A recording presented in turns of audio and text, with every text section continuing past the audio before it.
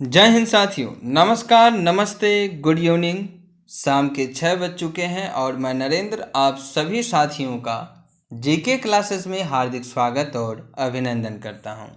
तो सभी साथी जल्दी से क्लास में जुड़ जाएंगे और अपने सभी साथियों में क्लास को शेयर कर देंगे।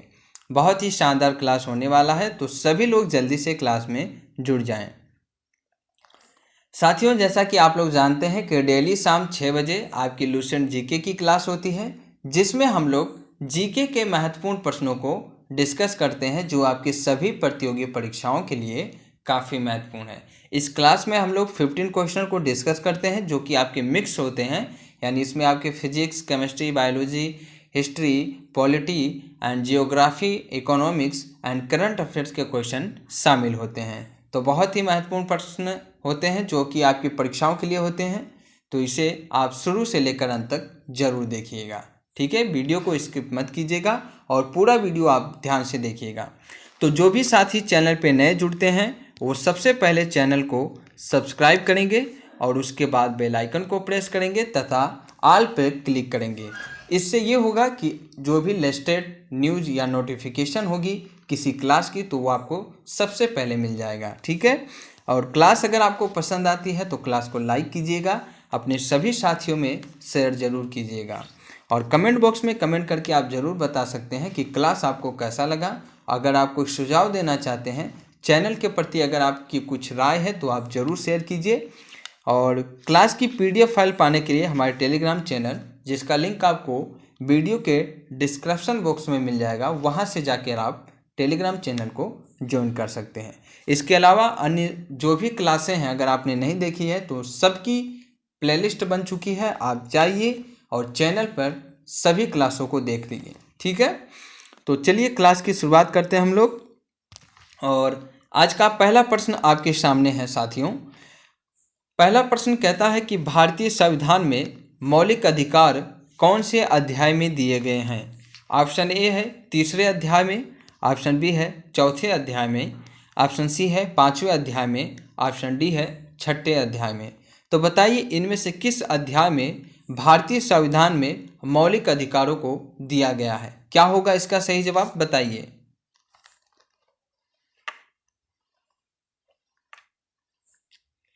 तो आइए देखते हैं इस प्रश्न का सही जवाब क्या होगा। तो option number A is right answer. 3रे अध्याय में, भारतीय संविधान के 3रे अध्याय में मौलिक अधिकारों को दिया गया है। ठीक है, शामिल किया गया है 3रे अध्याय में, तो इसे आप याद रखेंगे। ठीक है, चलिए बढ़ते हैं और प्रश्न नंबर 2 की बात करते हैं। प्रश्न नंबर 2 कहता है कि भारत में श्वेत क्रांति के जनक किसे माना जाता है? ऑप्शन ए है डॉक्टर वी कुरियन को, ऑप्शन बी है श्री एस राव को, ऑप्शन सी है श्री SK भारद्वाज को, ऑप्शन डी है श्री मोरारजी देसाई को। तो बताइए साथियों, भारत में श्वेत क्रांति के जनक किसे माना जाता है? क्या होगा इसका सही जवाब, बताइए।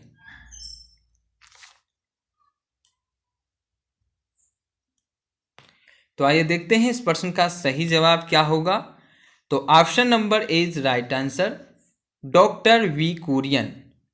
डॉक्टर वी कुरियन को भारत में श्वेत क्रांति का जनक माना जाता है, तो इसे आप याद रखेंगे।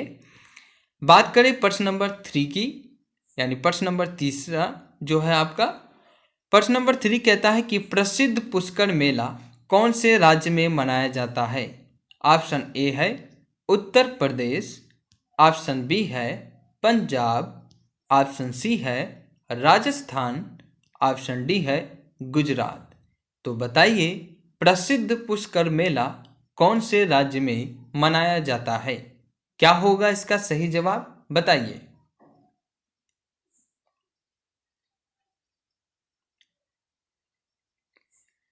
तो आइए देखते हैं इस प्रश्न का सही जवाब क्या होगा। तो option number C is right answer, Rajasthan. प्रसिद्ध पुष्कर मेला राजस्थान राज्य में मनाया जाता है। यहाँ से एक प्रश्न और बनता है कि पूरे विश्व में मात्र एक मंदिर, ब्रह्मा जी का मंदिर, कहाँ पे पाया जाता है? तो साथियों पूरे विश्व में आप कह सकते हैं कि ब्रह्मा जी का केवल मात्र एक ही मंदिर है और वो आपके पुष्कर में पाया जाता है। तो ये काफ़ी महत्वपूर्ण प्रश्न है। पुष्कर की जब बात आए तो इसे आप याद रखिएगा। ब्रह्मा जी का केवल एक ही मंदिर है और वो केवल पुष्कर में पाया जाता है। ठीक है, तो इसे आप मत भूलिएगा। बात करें प्रश्न नंबर 4 की, तो प्रश्न नंबर 4 कहता है कि निर्मल ग्राम पुरस्कार किससे संबंधित है। ऑप्शन ए कहता है खाद्य उत्पादन से, ऑप्शन बी है बेरोजगारी से, ऑप्शन सी है स्वच्छता से, ऑप्शन डी है पर्यावरण से। तो बताइए निर्मल ग्राम पुरस्कार जो है ये किससे संबंधित है।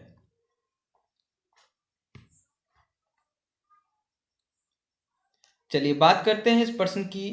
तो इस प्रश्न का सही जवाब होगा साथियों ऑप्शन नंबर सी, स्वच्छता से। निर्मल ग्राम पुरस्कार जो है ये स्वच्छता से संबंधित है, यानी गांव की स्वच्छता से संबंधित है। ठीक है, तो इसे आप याद रखेंगे। तो प्रश्न नंबर 5 कहता है कि निम्न में से कौन सी रचना कालिदास की नहीं है। आपको बताना है कि इनमें से कौन सी रचना कालिदास की नहीं है। ऑप्शन ए है मेघदूत, ऑप्शन बी है रघुवंशम, ऑप्शन सी है नाट्य शास्त्र, ऑप्शन डी है विक्रमोर्वशीयम। तो इनमें से कौन सी रचना कालिदास की नहीं है, बताइए।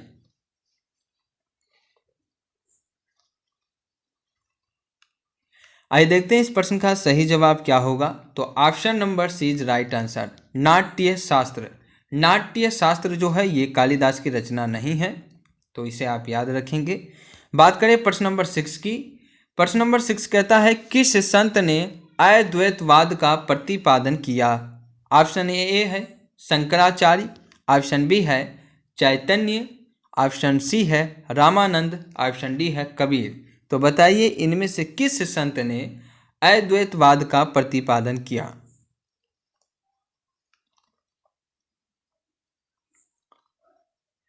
तो साथियों इस प्रश्न का सही जवाब होगा ऑप्शन नंबर ए, शंकराचार्य।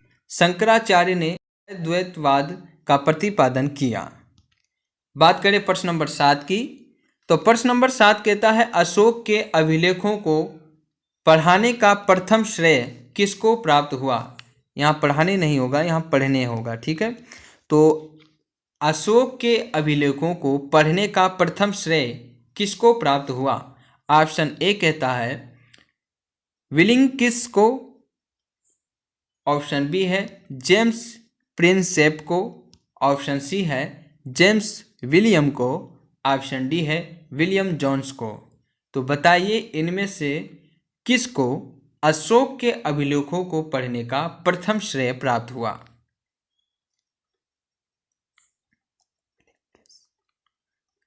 तो साथियों इस प्रश्न का सही जवाब होगा option number B, James Prinsep.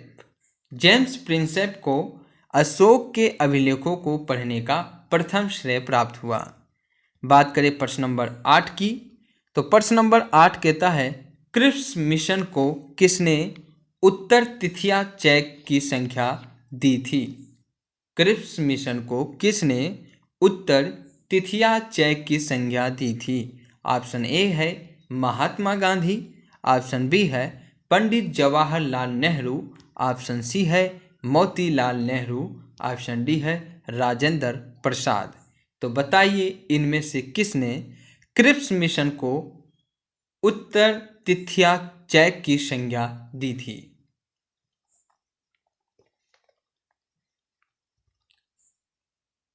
तो आइए देखते हैं इस प्रश्न का सही जवाब क्या होगा। तो option number A is right answer, Mahatma Gandhi. Mahatma Gandhi ने क्रिप्स मिशन को उत्तर तिथिय चेक की संख्या दी थी। बात करें प्रश्न नंबर 9 की। तो भारत के प्रथम सिख प्रधानमंत्री कौन थे। ऑप्शन ए है doctor Manmohan Singh, option B है विश्वनाथ प्रताप सिंह, ऑप्शन सी है चंद्रशेखर सिंह, ऑप्शन डी है नरसिम्हा राव। तो बताइए इनमें से भारत के प्रथम सिख प्रधानमंत्री कौन हैं या कौन थे। तो साथियों इस प्रश्न का सही जवाब क्या होगा, आइए देखते हैं। तो option number A is right answer, doctor Manmohan Singh.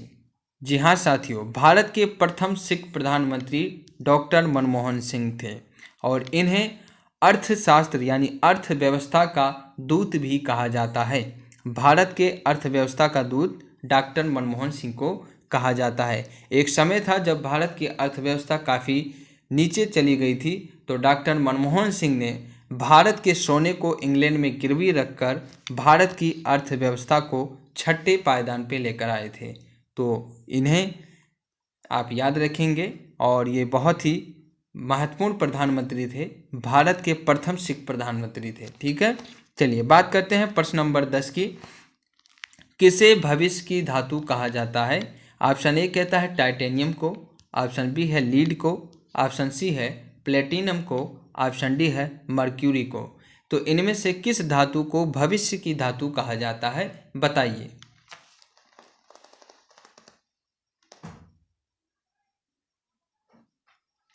तो आइए देखते हैं इस प्रश्न का सही जवाब क्या होगा। तो option number A is right answer, titanium. Titanium को भविष्य की धातु कहा जाता है। बात करें प्रश्न नंबर 11 की। तो प्रश्न नंबर 11 कहता है स्वतंत्रता आंदोलन के दौरान रविंद्रनाथ टैगोर ने नाइटहुड की उपाधि किस घटना के विरोध में वापस कर दी थी? स्वतंत्रता आंदोलन के दौरान रविंद्रनाथ टैगोर ने नाइटहुड की उपाधि किस घटना के विरोध में वापस कर दी थी, ये आपको बताना है। ऑप्शन ए कहता है कि बंगाल विभाजन के दौरान, ऑप्शन बी कहता है भगत सिंह, राजगुरु और सुखदेव को मृत्युदंड के दौरान, या ऑप्शन सी कहता है जलियांवाला बाग हत्याकांड के दौरान, या ऑप्शन डी है उपयुक्त में से सभी। तो बताइए इस प्रश्न का सही जवाब क्या होगा।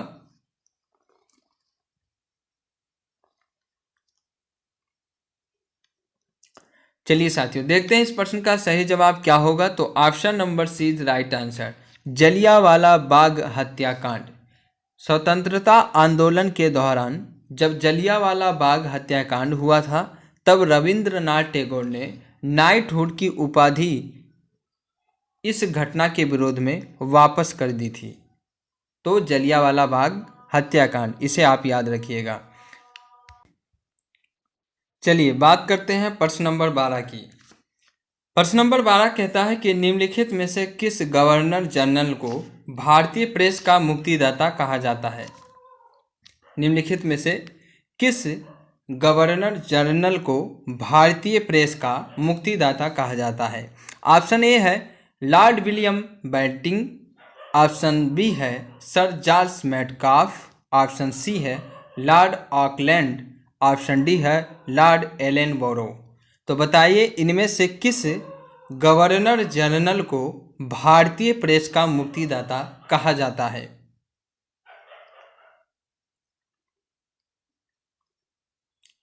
तो आइए देखते हैं इस प्रश्न का सही जवाब क्या होगा। तो option number B is right answer, sir Charles Metcalfe. Sir Charles Metcalfe को भारतीय प्रेस का मुक्तिदाता कहा जाता है।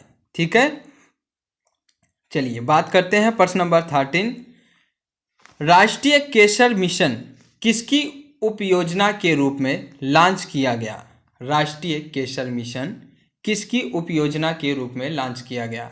ऑप्शन ए है राष्ट्रीय खाद्य सुरक्षा मिशन की योजना के रूप में, ऑप्शन बी है राष्ट्रीय बागवानी मिशन योजना के रूप में, या ऑप्शन सी राष्ट्रीय कृषि विकास योजना के रूप में, या फिर option D national cash crop program के रूप में। तो बताइए इनमें से किस योजना के रूप में राष्ट्रीय केसर मिशन की शुरुआत की गई?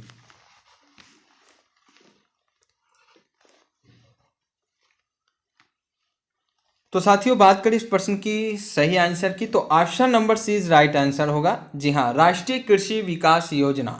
राष्ट्रीय कृषि विकास योजना के रूप में राष्ट्रीय केसर मिशन की शुरुआत किया गया था। ठीक है, बात करें प्रश्न नंबर 14 की। तो बिहार का शोक किस नदी को कहा जाता है? ऑप्शन ए कहता है माही नदी को, ऑप्शन बी है ताप्ती नदी को, ऑप्शन सी है कोसी नदी को, ऑप्शन डी है रावी नदी को। तो बताइए बिहार का शोक किस नदी को कहा जाता है?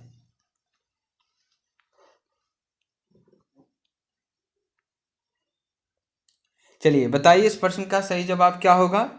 तो option number C is right answer. Kosi नदी, बिहार का शोक जो है वो कोसी नदी को कहा जाता है। बात करें आज के आखिरी प्रश्न यानी प्रश्न नंबर 15 की, तो ये कहता है कि भारत का मैनचेस्टर किसे कहा जाता है। बताइए भारत का मैनचेस्टर किसे कहा जाता है। ऑप्शन ए है अहमदाबाद, ऑप्शन बी है सूरत, ऑप्शन सी है जयपुर या ऑप्शन डी है नागपुर। तो बताइए भारत का मैनचेस्टर किसे कहा जाता है।